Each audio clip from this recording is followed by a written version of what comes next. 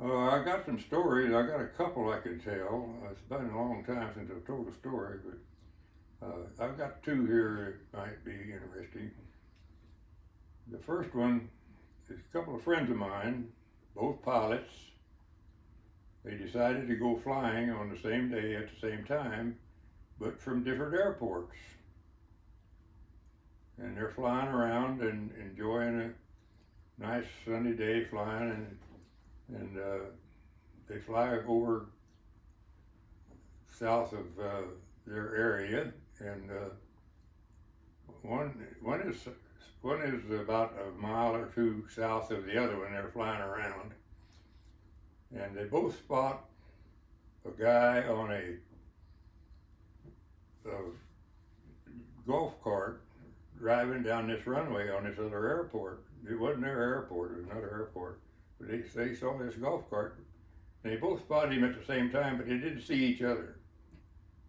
So they lined up on him, and they came down and really got close, and they look up and they see each other at the last instant, and they turn this way and go by like an air show, and they come over here to my hangar and they get out of their airplanes and they're all nervous and glad oh, that was so close, and they didn't know each other, but they do now, and they're still friends, and both of them are airline pilots, and it's kind of like a air show maneuver, but it was impromptu, and scared the guy in the golf cart so bad that he wrecked it.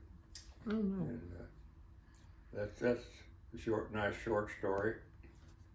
And I got another one that I need to tell.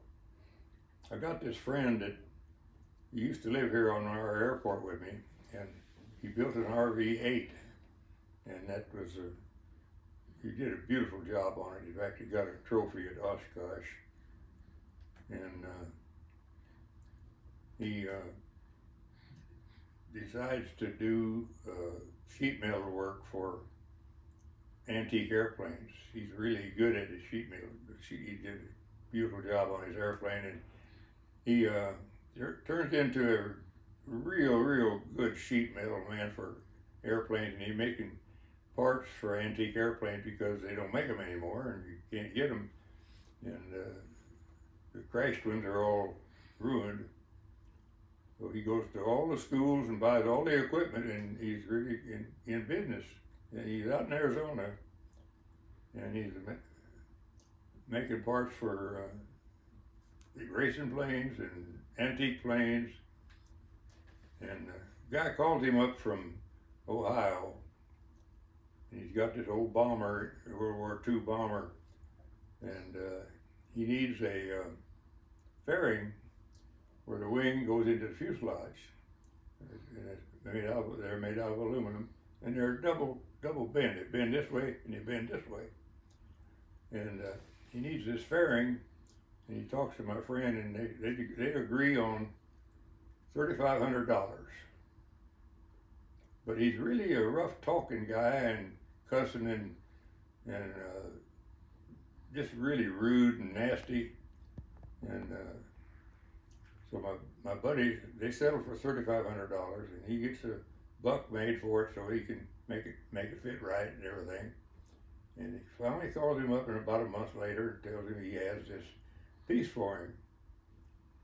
And the guy said, "Well, it's just a piece of aluminum. It's not worth $3,500. I'll give you $2,000." And my buddy said, now the price is $5,000. And the guy hung up on him. And about a month later, he called me up. "I'll pay your SOB $5,000 with your highway robbery." And my buddy says, "It's not for sale." And he hangs it on the wall. He told me, so I got a $5,000 piece of aluminum hanging on my wall. And that's about the two short stories I got for today. Thank you for listening, and bunch of do all the stuff you're supposed to do to give me some credit for it. And